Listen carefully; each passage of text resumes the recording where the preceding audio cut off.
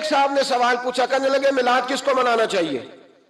میں نے کہا اس بیٹی کو منانا چاہیے میلاد جو زندہ ہوتی تھی تو دفن کر دیا جاتا تھا، پر میرے رسول نے فرمایا اب جو بیٹی پالے گا نا میں اس کا بازو پکڑ کے جنت میں ساتھ لے کے جاؤں گا۔ میں نے کہا میلاد اس ماں کو منانا چاہیے جس کا بیٹا گلے میں رسی ڈال کے ماں کو منڈی میں بیچ آتا تھا۔ میرے مصطفیٰ کریم نے فرمایا جنت 7 آسمان کے اوپر سدرۃ المنتہا کے پاس تھی، پر میں نے وہاں سے کھینچ کے لا کے ماں کے قدموں کے نیچے رکھ دی ہے۔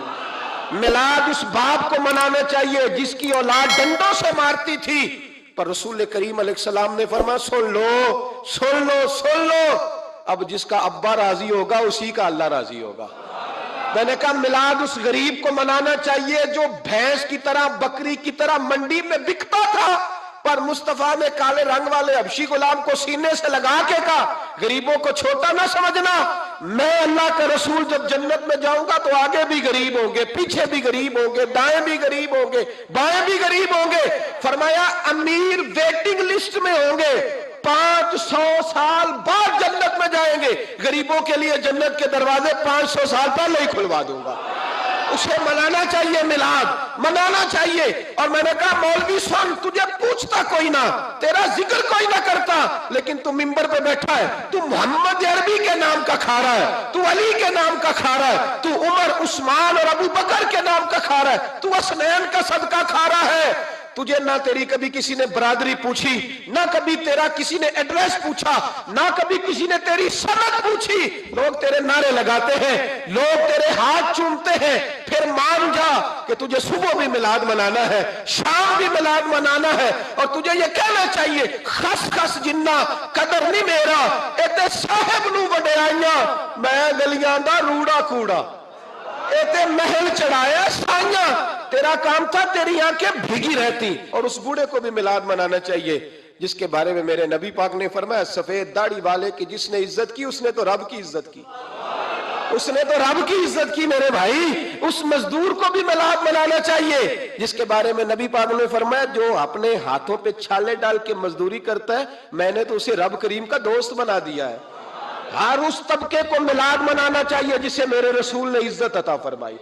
اس بہن کو بھی میلاد منانا چاہیے جس کے بارے میں نبی پاک نے فرمایا اگر کسی کا باپ چلا جائے اور اس کے حصے میں بہنیں آ جائیں، 4 بہنیں، 3 بہنیں یا 2 بہنیں بیاہ کے جو آیا تبے سے، میرے محبوب نے فرمایا میری انگلیاں جڑی ہوئی ہیں نا، اس طرح میں اسے اپنے ساتھ جوڑ کے جنت میں لے کے جاؤں گا۔ اس بہن کو میلاد نہیں منانا چاہیے۔ میرے رسول پاک نے فرمایا جس کی بیٹی واپس آ جائے، طلاق ہو گئی یا بیوہ ہو گئی، واپس آ گئی، نام بچ سکی، واپس آ گئی، فرمایا واپس آنے والی بیٹی کی جو باپ خدمت کرے گا، میرے رسول پاک فرماتے ہیں میں قیامت میں اس کا سفارشی بنوں گا۔ تو اس بیوہ کو اور طلاق یافتہ کو میلاد نہیں منانا چاہیے، وہ اس رسول کا ذکر نہیں کرے گی جس نے اتنا درجہ دے دیا، اتنا نواز دیا، اور تجھے تو صبح و شام میلاد میلاد کرنا چاہیے تھا، تجھے تو صبح و شام درود درود کرنا چاہیے تھا، سلام کے گجرے بھیجنے چاہیے، یا رسول اللہ یا رسول اللہ کہتے تیری زبان جو ہے وہ ہر وقت تر رہنی چاہیے تھی، تو بحث کر رہا ہے، تو اس پہ دلیلیں دے رہا ہے، تو اس پر باتیں کر رہا ہے۔ حضرت عمر سے پوچھنا، حضرت عمر سے، جناب اسامہ بن زید رضی اللہ تعالیٰ عنہ حضور کے غلام تھے، نبی پاک ان سے بڑا پیار کرتے تھے۔ ایک جنگ میں پیسے آئے، حضرت عمر فاروق رضی اللہ تعالیٰ عنہ نے 25,000 دیا اپنے بیٹے کو، اور اسامہ بن زید کو 50,000 دینار دیے۔ بیٹا کہنے لگا ابا جی وہ تو چھوٹے ہیں، میں بڑا ہوں، وہ حضور کے زمانے میں بچے تھے، میں جہاد کرتا تھا، یہ آپ نے کیا کیا؟ تو حضرت عمر رو پڑے، کہنے لگے بیٹا یہ تیرے باپ کے سر پر جو عزت کے بال ہیں یہ مصطفیٰ کے اگائے ہوئے ہیں۔ یہ نبی پاک، اسامہ سے نبی پاک کا پیار بڑا تھا، حضور کی محبت بڑی تھی۔ بیٹا اس کے ناک سے رینٹ نکلتی تھی تو رسول پاک اپنے ہاتھوں سے صاف کر دیتے تھے، حضور اس کو گود میں بٹھاتے تھے، میں کیسے بھول جاؤں رسول پاک کے احسانات کیسے۔ حضرت عمر جا رہے تھے تو مکے کے رستے میں ایک تنا آیا، کھجور کا خشک تنا، حضرت عمر نے اس کو بازوؤں میں لے کے رونا شروع کر دیا۔ عمر کیا ہوا؟ کہنے لگے یہاں تو میں اونٹ چرایا کرتا تھا، یہاں، اور میرا باپ مجھے مارا کرتا تھا، دیکھو آج عمر نعرہ لگاتا ہے تو کیسر و کسرا کہاں، او بھائی اصلہ نال جے نیکی کریے، ہاں ہاں ہاں ہاں اصلہ نال جے، اصلہ نال جے نیکی کریے تے وہ نسلہ تاک نہیں بھول دے، ہاں بے اصلہ نال نیکی کریے تے پھول کنڈیاں نال تول دے۔ اور سن تیری دنیا بھی حضور کے صدقے بنی اور تیری قبر میں بھی کوئی ساتھ نہیں جائے گا، کوئی ساتھ نہیں جائے گا، قبر میں بھی مصطفیٰ کریم صلی اللہ ہو۔ اور دیکھنا قبر کے اندر بھی کبھی کوئی گیا ہے؟ قبر میں بھی رسول پاک، قبر میں بھی رسول پاک، قبر میں بھی رسول پاک۔ میرے استاد فرمایا کرتے تھے بتاؤ جس قبر میں نبی پاک آئیں گے وہاں عذاب کیا ہونا ہے؟ جب حضور ہی آ گئے تو عذاب کیا ہونا ہے؟ نبی پاک تو جدھر سے گزر جائیں رب وہ جگہ جنت بنا دیتا ہے، وہاں کیا عذاب ہونا ہے؟ وہاں تو دیدار ہونا ہے۔ تیری قبر میں بھی نبی پاک۔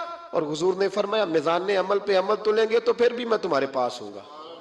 حضور علیہ السلام نے فرمایا پل صراط سے گزرو گے تو پھر بھی میں تمہارے پاس ہوں گا۔ اور میرے رسول پاک علیہ السلام نے فرمایا جب تم جنت میں جانے لگو گے تو پھر بھی میں تمہارے۔ تو بتا تیرے رسول تو ہر وقت تیرے ساتھ ہیں، تو کب نبی پاک کے ساتھ ہوتا ہے؟ تو بتانا تو کب نبی پاک کے ساتھ؟ میں چھوٹے جلسے کا قائل ہوں، لمبی محفل میں گزارش کرتا ہوں دوستوں سے کہ لمبا جلسہ نہ کرو، لیکن ایک جگہ پہ میں گیا تو ایک بڑے پڑھے لکھے آدمی نے مجھے کہا مولانا ان کو سمجھائیں، آدھی رات تک بٹھائے رہتے ہیں، ان کو سمجھائیں۔ میں نے کہا میں سمجھاؤں گا پر آپ بھی ذرا اپنا لب و لہجہ تھوڑا دھیما کریں، تو پوری رات نہیں نبی پاک کے لیے جاگا اور میرے رسول تو ساری حیات تیرے لیے جاگتے رہے، ساری رات محبوب نے۔ کیا کہتے ہیں بریلی کے امام اعلیٰ حضرت فرماتے ہیں ان کی مہک نے دل کے غنچے کھلا دیے، وہ جس راہ چل دیے ہیں کوچے بسا دیے ہیں، میرے کریم سے گر قطرہ کسی نے مانگا دریا بہا دیے، دربے بہا دیے ہیں۔ اور اللہ کیا جہنم اب بھی نہ سرد ہوگا؟ اللہ کیا جہنم اب بھی نہ سرد ہوگا؟ رو رو کے مصطفیٰ نے دریا بہا دیے، رو رو کے مصطفیٰ نے، اور پھر کہنے لگے رو رو کے مصطفیٰ نے ان کے نثار کوئی کیسے ہی رنج میں ہو، جب یاد آ گئے ہیں سب غم بھلا دیے، جب یاد آ گئے ہیں سب غم اسی لیے تو ہم کہتے ہیں میلاد کھول کے مناؤ۔ رسول پاک کا میلاد بہانے کرتے ہیں، بہانے وہ کرتا ہے جس نے کام نہیں کرنا ہوتا، جس نے کرنا ہوتا ہے وہ بہانے۔ اعلیٰ حضرت نے جو پروگرام دیا وہ بڑا لمبا چوڑا ہے، کب تک کا تجھے کیا بتایا؟ اعلیٰ حضرت فرما گئے حشر تک ڈالیں گے ہم، حشر تک ڈالیں گے ہم پیدائش مولا کی دھوم، اور مثل فارس نجد کے قلعے گراتے جائیں گے، اور خاک ہو جائیں عدو جل کر مگر ہم تو رضا، دم میں جب تک دم ہے ذکر ان کا سناتے جائیں۔ خاص ہے ترکیب میں قوم رسول ہاشمی۔ آپ کی عدالت میں وہ والا نظام نہیں ہوگا جو امریکہ میں ہے، آپ کی عدالت میں وہ والا نظام نہیں ہوگا جو برطانیہ میں ہے، آپ کے پارلیمنٹ میں وہ نظام نہیں چلے گا جو یورپ کا، برطانیہ کا، فلانے کا ہے۔ آپ کی پارلیمنٹ میں، آپ کی عدلیہ میں وہ نظام چلے گا جو قرآن کا ہے اور رسول اللہ کے فرمان کا ہے۔ یہ نظریہ تھا، نظریہ۔ اب اس نظریے کی لوگ بات ہی نہیں کرتے، عوام بھی نہیں کرتی، بالکل نہیں۔ میں بڑی دیر سے رو رہا ہوں، بہت سارے بڑی بڑی گدیوں کے پیر بھی نہیں کرتے۔ ان کو پتہ ہے کہ اگر نظام مصطفیٰ نافذ ہوتا ہے تو مجھے بھی بتانا پڑے گا کہ 80 مربع کہاں سے آئے، مجھے بھی بتانا پڑے گا کہ یہ جو میں 1.25 کروڑ کی کار میں گاڑی میں گھومتا ہوں تو یہ کہاں سے آئی، حساب دینا پڑے گا۔ اور پھر جب پاکستان بن گیا، قربانیوں کے بعد بنا، آپ نے ناراض نہیں ہونا، میرا مہاجر فیملی سے تعلق ہے، جو عزیز رشتہ دار قریبی یہاں رہتے تھے نا مقامی، وہ تو مہاجروں میں رشتہ داری نہیں کرتے تھے۔ صحیح کہہ رہا ہوں؟ کہتے مہاجر ہے، اچھا جی غیر مسلم ہے، جگہ نہیں دیتے تھے رہنے کو۔ میں کیسے آپ کو بات بتاؤں؟ پھر اس چھوٹی چھوٹی غلطیوں کو لوگوں نے ووٹ بنا کے بڑی بڑی قتل و غارت نہیں کی اس ملک میں۔ اتنا بڑا تکلیف والا منظر تھا۔ میرے دادا جی کی فیملی ساری پاکستان آئی تھی، دادی کی نہیں آئی تھی۔ 97 میں میری دادی کا انتقال ہوا، وہ آخری دن تک رویا کرتی تھی، جی پتر پتہ نہیں میرے پرا ہیں ان کے فوت ہو گئے، پتہ نہیں میرا کوئی چچا ہے کہ سارے چلے گئے۔ کس لیے آپ نے، اگر یہی دھما چوکڑی سیاست کی کرنی تھی، ذات پات آپ نے رکھنی تھی، تو وہاں کوئی دکھ تھا؟ یہ تماشے تو وہاں بھی ہو رہے۔ وہ آخری دن تک رویا کرتی تھی۔ اب تو خیر آنکھیں بڑی جدید، ان کا آپریشن ہوتا ہے، تو ایک زمانے میں آنکھوں کا آپریشن ہوتا تھا، ڈاکٹر کہتے تھے لائٹ بند رکھو، سبز رنگ کی پٹی باندھو، 4 گھنٹے کے بعد دارو ڈالنا ہے آنکھ میں، ڈراپس ڈالنے۔ میں 4 گھنٹے کے بعد ان کی آنکھوں میں ڈراپس ڈالنے جاتا تھا تو کبھی کبھی مجھے بٹھا لیتی تھیں، تو کہتی تھیں کہ پتہ نہیں کوئی بچا ہے کہ نہیں بچا۔ پتہ نہیں اب کوئی ہے کہ نہیں, پتہ نہیں کوئی ان میں سے ہوگا کہ نہیں. پتہ نہیں میں تینوں دساں ساڈے پنڈ کس طرح دا ہوندا سی, میں تمہیں بتاؤں فلانی چیز. پھر جناح نے اعلان کیا تھا کہ ملک بن گیا, کہتی تھی ہم نے بڑا کہا اپنے رشتہ داروں سے کہ چلیں, پر وہ کہتے تھے یہ تو تھوڑے دنوں کی بات ہے, سب نے واپس آ جانا ہے. میں نے 2 دفعہ یہ ماحول دیکھا ہے اٹاری اسٹیشن پہ, واگا بارڈر پہ, ایئرپورٹوں پہ. ایک بھائی ادھر ہے ایک ادھر ہے, اس طرح تڑپ کے روتے ہیں جب لوگ انڈیا پاکستان آتے جاتے ہیں. کیوں آپ نے یہ سارا کچھ کیا؟ صرف ایک نعرہ تھا کہ پاکستان کا مطلب کیا؟ لا الہ الا اللہ محمد الرسول اللہ. صرف ایک نعرہ تھا کہ یہاں ہم حضور کا دین لے کے آئیں گے. وہ دین تم لائے نہیں, انہی نوابوں, وڈیروں, چودھریوں کے ذمے تم نے کام لگا دیا. اپنے ملک میں حضور کے نظام کے لیے جد و جہد کریں. یہ بنا ہی نبی پاک کے نظام کے لیے, اس کا کوئی دوسرا حل ہو سکتا؟ کوئی حل نہیں. یہ حضور کے نظام کے لیے بنا ہے. 2-3 باتیں آپ کی خدمت میں عرض کرنی ہے جو آپ نے زیادہ غور سے سننی. سب سے پہلے تو پاکستان بدلنے کے لیے ضروری ہے کہ نظام مصطفیٰ کے لیے جد و جہد کی جائے, فکر حسینی اپنائی جائے, اور وقت کے ہر یزید کو للکارا جائے, اور للکار کر کے نظام کے لیے کوشش کی جائے کہ نظام مصطفیٰ اس ملک میں نافذ ہو. اس جد و جہد کو آگے بڑھایا جائے. وہی جد و جہد جو ہمارے بزرگوں کا قافلہ صدر الافاضل سید نعیم الدین مراد آبادی سے لے کر علامہ شاہ احمد نورانی صدیقی تک, اور آج کے اس دور کے اکابرین تک جو جد و جہد کرتا آیا ہے, اس جد و جہد کو اپنایا جائے. ہمارے منہ سے یہ لفظ نکلیں کہ ہمیں صرف مسجد میں دین نہیں چاہیے, کچہری میں بھی چاہیے. دیکھیں نا, کچہری میں دین نافذ ہو تو کس طرح ہوتا ہے. تراویح بڑی سونی حضرت ابی بن کعب پڑھایا کرتے تھے, قرآن بڑا سونا پڑھتے تھے. تو حضرت عمر نے کہا یہ تراویحیں پڑھائیں گے. اب چونکہ قرآن اچھا پڑھتے تھے, اچھا سمجھتے تھے, تو حضرت عمر نے فرمایا چونکہ قرآن اچھا پڑھتے ہیں لہذا چیف جسٹس بھی انہی کو بنانا ہے, جن کو سمجھو قرآن کیا کہتا ہے فلاں چیز کے بارے میں. تو قاضی القضاء جج بھی حضرت ابی بن کعب کو بنایا. حضرت عمر پر ایک بندے نے مقدمہ کر دیا, حضرت عمر نے انہیں قاضی بنایا ہے, مقدمہ کر دیا. جناب عمر پیش ہوئے عدالت میں. پہلے تو وہ اٹھ کے کھڑے ہو گئے, پھر اس کے بعد مدعی نے جناب عمر سے کہا کہ آپ گواہ دیں. حضرت عمر کے پاس گواہ نہیں تھے, تو اس نے کہا ٹھیک ہے پھر آپ قسم دیں. تو حضرت ابی بن کعب رضی اللہ تعالیٰ عنہ فرمانے لگے آپ کو امیر المومنین کے ساتھ یہ رویہ اختیار نہیں کرنا چاہیے. آپ امیر المومنین سے قسم کا مطالبہ کر رہے ہیں, آپ کو پتہ نہیں کہ یہ وہ ہستی ہے جن کی رسول پاک علیہ الصلوۃ والسلام نے گواہیاں دی ہیں کہ بڑے کام کے آدمی ہیں, ان کی فضیلتیں حضور نے بیان فرمائی ہیں, آپ امیر المومنین سے. حضرت عمر نے جناب ابی بن کعب کی طرف دیکھا. حمایت تو حضرت عمر کی کر رہے تھے نا, لیکن یہ نظام مصطفیٰ ہے, یہ حضور کا دین ہے. حضرت عمر فرمانے لگے آپ اس مقدمے کا فیصلہ کر لیں, بعد میں آپ کو معزول کر دیا جائے گا. یہ آپ نے کیا کہا کہ امیر المومنین سے مطالبہ نہ کریں؟ فرمایا میں جتنا مرضی بھی معزز ہوں تو نبی پاک کی قاعدے کے اندر نا, جو قانون حضور نے دیے ہیں میں اس کے اندر ہوں. کسی کا اعزاز اسے قانون سے باہر لے کر نہیں جاتا. میں قانون میں ہوں اور نظام مصطفیٰ کی سائے کے نیچے ہوں. سب سے پہلے تو نظام مصطفیٰ کا مطالبہ کریں. دوسرا میں آپ کو ایک بات عرض کروں, ایک ہوتا ہے گھر, ایک ہوتا ہے قبرستان. ایک ہوتا ہے گھر, ایک ہوتا ہے ڈیرا. ان دونوں میں فرق ہے. ہمارے حکمرانوں اور سیاستدانوں کے لیے پاکستان یہاں تو قبرستان ہے, یہاں ڈیرا ہے. اگر کوئی مر جائے تو یہاں لا کے دفن کر دیتے ہیں تاکہ پتہ چلے ہم یہاں کے باسی ہیں. یہاں ڈیرا, ڈیرا آپ کو پتہ ہے نا, پنجابی میں ڈیرا سمجھتے ہیں, فارم ہاؤس, بیٹھک, سمجھ میں آتا ہے نا مسئلہ. ڈیرے پہ نا لوگ مکان نہیں بناتے تھے, اچھا باورچی خانہ نہیں بناتے تھے, کیونکہ ڈیرے پہ سیاست کرنی ہوتی ہے. کوئی 2-4 بندے آئے, بیٹھے, چائے شائے پی, چلے گئے. رہائش جہاں ہوتی ہے وہاں سونے کے لیے, بیٹھنے کے لیے, آرام کرنے کے لیے, کچن, باورچی خانہ, کھانے پینے کے لیے, وہاں اپنے گھر والوں کے لیے بندہ بندوبست کرتا ہے. پاکستان کو تو ڈیرا بنایا ہوا ہے. یہاں تو یہ آتے ہیں ڈیرے داری کرنے کے لیے. سیاست کی 4 دن, لوگوں کو قائل کیا, الیکشن لڑا, جیت گئے تو رہ گئے, ہار گئے تو چلے گئے, اور جب جیتنے کے بعد بھی حکمران رہے تو رہے, نہ رہے تو چلے گئے. یہ تو ڈیرا ہے. لیکن ڈیرے میں زیادہ نقصان چودھری کا نہیں ہوتا کہ وہ چودھری بنا ہوا ہے. زیادہ ظالم وہ ہوتا ہے جو اپنے آپ کو کمی سمجھتا ہے. وہ نقصان کرتا ہے، چودھری کا بھی، چودھری کے بچوں کا بھی. وہ اسے تکبر میں مبتلا کرتا ہے، وہ اس کو کہتا ہے کہ تو بادشاہ سلامت، وہ اس کا دماغ خراب کرتا ہے. اس لیے شیخ سعدی کہتے تھے بہت سارے لوگوں کو ان کے مشیر تباہ کر دیتے ہیں کہ تو بلے بلے. تو پاکستان ان لوگوں کے لیے یا ڈیرا ہے یا قبرستان ہے، گھر تو میرا اور آپ کا ہے. لہذا ہم نے اسے گھر سمجھنا ہے، صرف اپنے گھر کو نہیں. ہماری گلی بھی ہمارا گھر ہے، ہماری سڑک بھی ہمارا گھر ہے، ہمارے پارک ہمارا گھر ہیں، پبلک پراپرٹی ساری ہماری ہیں.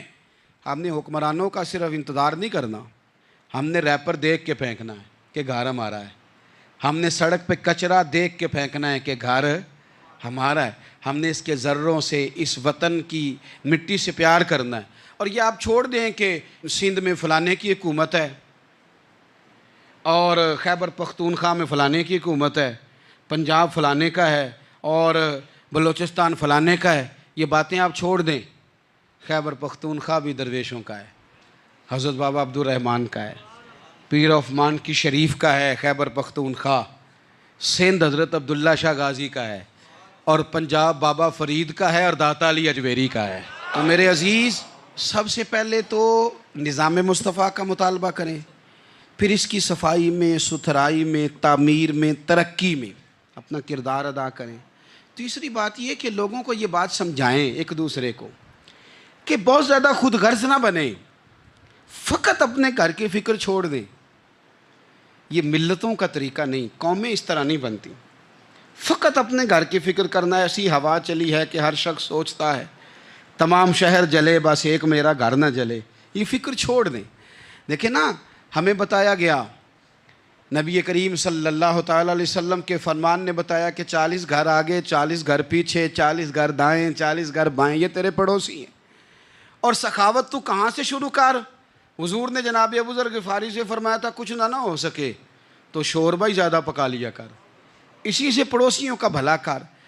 اپنے ارد گرد تھوڑا دیکھیں ہم کس کے کتنے کام آ سکتے ہیں، اور اگر کسی کے گھر میں کوئی پریشانی ہو تو اسے ختم کرنے کی کوشش کریں.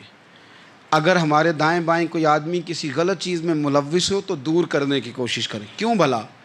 اس لیے کہ پڑوسی کے گھر کی آگ صرف اس لیے نہیں بجھانی چاہیے کہ اس کا گھر نہ جل جائے.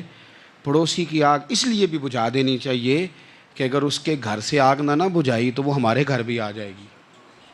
اگر ساتھ والے کے گھر کی آگ نہ بجھائی جائے تو وہ ہمارے گھر بھی آ جائے گی. اس لیے اس وطن میں جتنے گھر ہیں وہ سارے اپنے. ایک آخری بات آپ حضرات کی خدمت میں بڑی درد مندانہ میں نے عرض کر دی.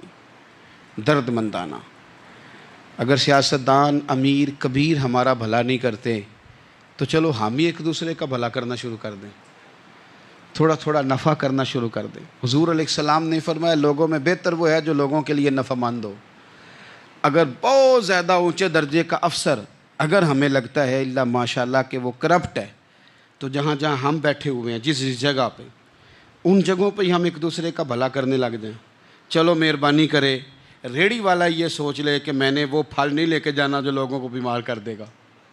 چلے سبزی والا یہ سوچ لے کہ یہ والی سبزی اب اتنی تباہ کن ہو گئی ہے کہ بیمار کرے گی یہ کام. چلو میڈیکل سٹور والا ہی مہربانی کرے کہ میں نے دعائیں صرف وہ لے کے آنی ہیں جو فائدہ مند ہیں.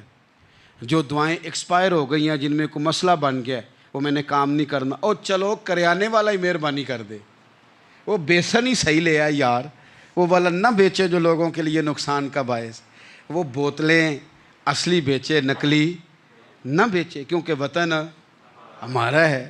آپ یقین کریں کہ میں اوپر کی بات نہیں کرتا، نیچے تک حال اتنا خراب ہے کہ آگے آگے جو پھل دکھانے کو لگائے ہیں وہ اور ہیں، اور ان کے پیچھے جو پڑے ہیں وہ اور ہیں. اتنا عجیب منظر، اتنی عجیب. میں اب تو چلیں کچھ احباب مجھے سفر کرا دیتے ہیں. ایک زمانے تک میں کرائے کی گاڑی میں سفر کرتا تھا.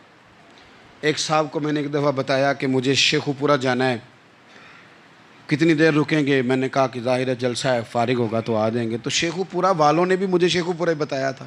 تو وہاں جا کے پتہ چلا کہ 10 کلومیٹر اندر جانا ہے. انہوں نے بریک لگا لی وہیں پہ، کہنے لگے جی 10 کلومیٹر اگے جانا ہے تو پیسے نویں طے ہون گے. گل شیخو پورے دی ہوئی سی. تو میں کوئی ایسا مسئلہ نہیں تھا، میں ہنس پڑا، پریشان نہیں ہوا. میں نے کہا بالکل ٹھیک ہے، آپ صحیح کہہ رہے ہیں. یہ آپ کی بات بالکل بجا ہے، آپ نے جو کہا وہ درست کہا، لیکن یار میں نے تو یہی سنا ہے کہ یہ شیخو پورہ ہے، تو 10 کلومیٹر تک تو بہرحال ایک شہر ویسے بھی ہوتا ہی ہے، یہ تو نہیں ہوتا کہ اس کی ایک باؤنڈری ہے کہ 1 کلومیٹر کے اندر شہر بند ہے۔ لیکن میں نے کہا کہ تیری سوچ نے ایک بات مجھے، اس دوست کو میں نے سمجھایا، پیارے تھے، قائل کیا، اور میں نے کہا تمہاری سوچ سے ایک بات میری سمجھ میں آئی ہے کہ ہم بڑے خود غرض ہیں، ہمیں صرف ہمارے حکمران نہیں لوٹتے، بس ہاتھ نہ پہنچے تو انگور کھٹے ہیں، ورنہ اگر پہنچ جائیں تو کوئی ایک طریقہ ہونا چاہیے کسی بندے کو کسی جگہ نیچے لے کے آنے کا کہ او ہو 10 کلومیٹر آپ نے تو یہ کہا تھا، اب کیسے بات ہوگی؟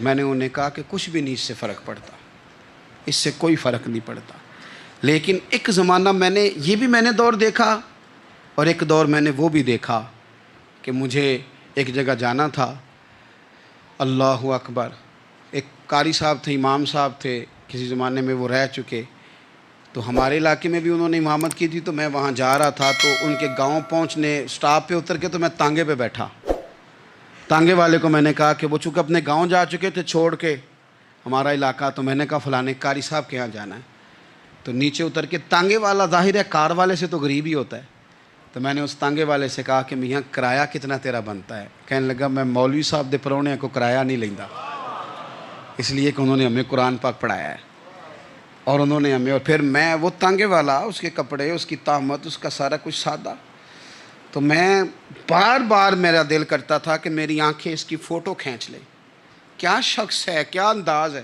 اور وہ مجھے کہنے لگا مولوی صاحب واپس کدوں کو جانا دے؟ میں نے ان سے کہا کہ میں نے نا جی شام کو ہی واپس لوٹ جانا ہے، تو کہنے لگے میں ڈیگر کو تک تہاڈا ویٹ کراں گا تے میں تانوں ڈیکاں گا، ایک سواری کٹ پاواں گا، میرا دل کردا ہے مولوی صاحب دا پرونا واپس بھی فری جائے۔